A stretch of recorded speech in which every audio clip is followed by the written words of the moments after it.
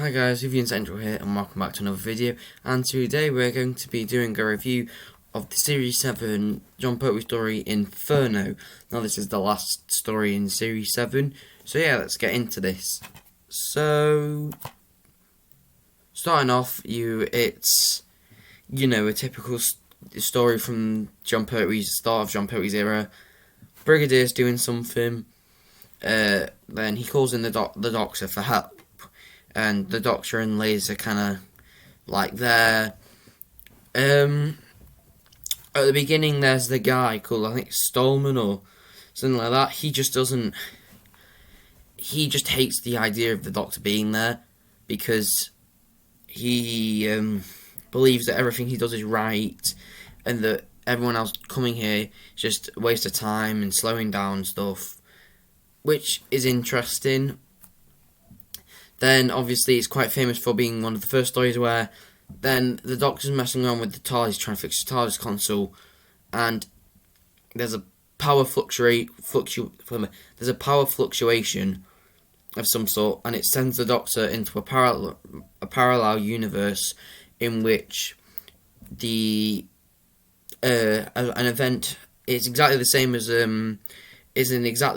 as their Earth, up until one point, and one event in history changes slightly, and it means that the future is slightly different to than normal. The Doctor's normal world is different to the parallel Earth, and also because of this change, it means that the project is more efficient, therefore meaning they are further on in the mining process.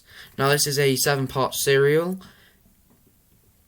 I personally think this is probably one of I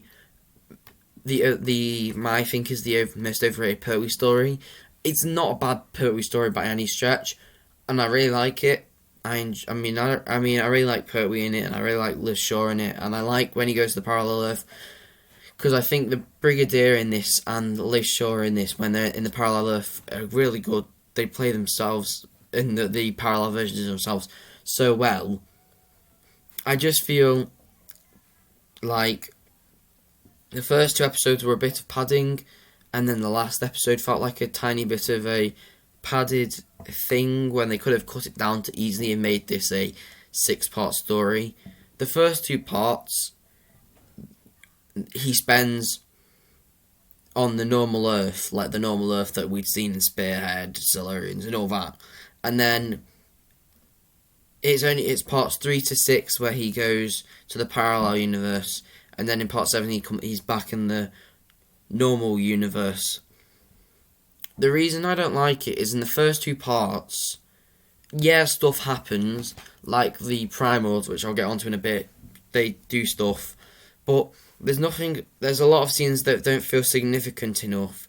Like, there's a couple of scenes where they're just like, oh yeah, someone's missing, and there's a couple of scenes where they're just investigating, and there's a couple of scenes where the Doctor's just fiddling around with his TARDIS console, where it doesn't really need to be there. It just feels like it's trying to slow it down or what, because they just decided to make it slower.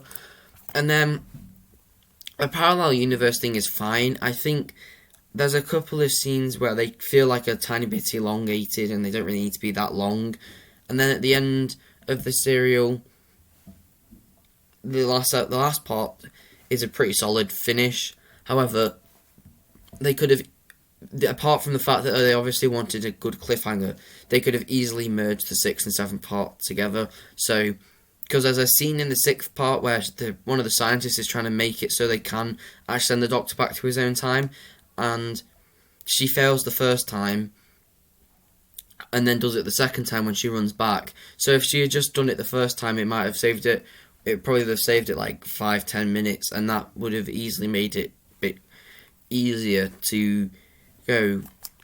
So, I mean, all around the runtime is the big chocker here. It just feels like, because it's so long, it just feels quite elongated. In terms of the supporting cast, Sutton's really good in this story. It's funny because as a supporting character, unlike Liz Shaw and like the Brigadier. Sutton feels like the same person between both things. All it feels like is his background slightly different. So the background slightly different of Sutton, but the character is the same person. If you know, and then the other guy who actually asks the Doctor and Unit to come here, he's quite good. He also appears in Talons Wenchang as well, and I think he's in Unicorn and the Wasp in the new series, which is cool. Although I think people remember him more for this story than the other two.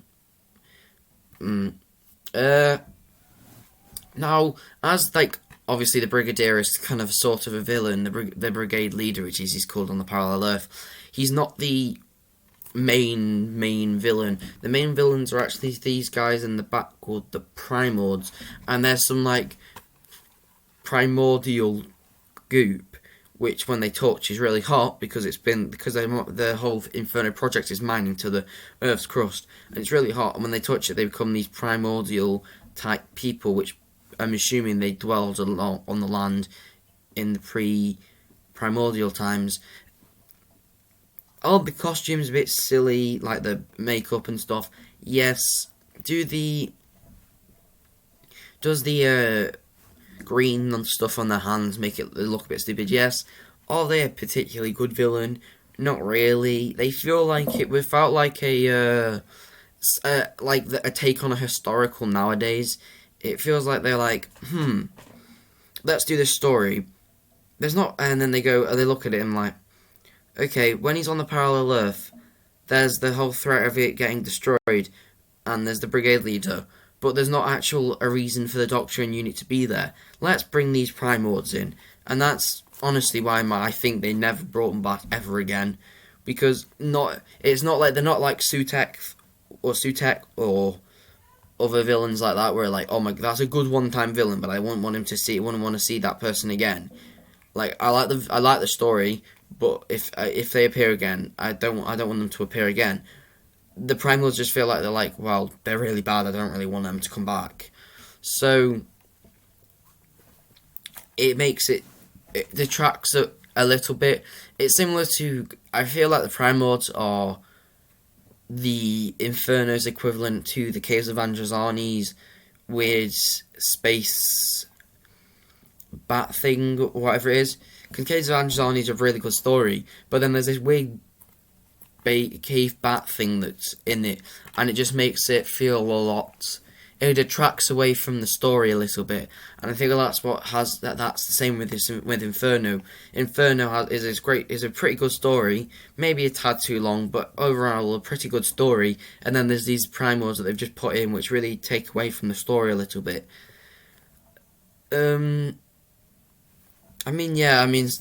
be honest, most stories kind of have that. I mean, you could even suggest that in Genesis, there's a couple of things that kind of detract away from the story. But yeah, overall, is Inferno a bad story? No, by no means. I think Series 7 is probably the most consistent story ever. Consistent series ever. But yeah, slightly shorter review today because I made my point quite clear. It's a bit too long in my opinion. The cast is great. The brigade leader and section Elizabeth Shaw, section leader Elizabeth Shaw, and brigade leader, they're both really good when they play their opposite characters. I know obviously at the time that they didn't know they were gonna get rid of Liz, but I wish Liz got more of an exit in this story, because I feel that she gets a bit downplayed by the beginning of the Terror of the Autons, where she's like, oh yeah, she's gone. Because not only does it feel like they downplayed Liz Shaw as a character, it also feels like they downplayed Jo in introduction, because the Doctor's upset that Liz has left and he's stuck with Jo, which makes Jo's character at the beginning feel a bit rocky, but it also is annoying because it makes Liz feel a bit like I'm just gonna go kind of person, which just annoys me a little bit about this story. But yeah, the Primords are probably the worst part about this story. I think it's not like I don't know, it's not like a story like something. It's not like Sea Devils for me. It's not like the Sea Devils because some in stories like Sea Devils, if you I'm trying to watch it and it's just getting me, it's just boring me a little bit by the third or fourth part. This is at least keeping my attention for all 7 parts, which is good because sometimes there is annoyance with 7 part stories where you kind of lose it in a bit.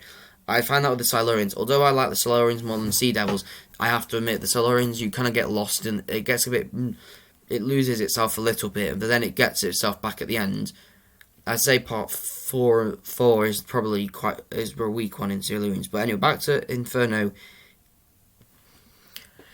It's not a bad story. I know a lot of people like it, and I know when they do Doctor Who polls and Doctor Who magazine, it normally and John Pertwee stories, it's quite high or even at the top, which I don't agree with. I think there's a lot of better stories, even in Series 7. I think Spearhead and Ambassadors of Death are a lot better.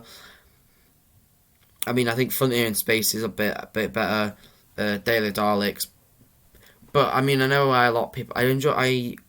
It's a story where I can understand why people enjoy it, but that doesn't appeal to me. But yeah, that's just been my opinion on the story. If you enjoy Inferno, that's fine. But yeah, if you have enjoyed this video, like and subscribe, and watch some more stuff. But yeah, see ya.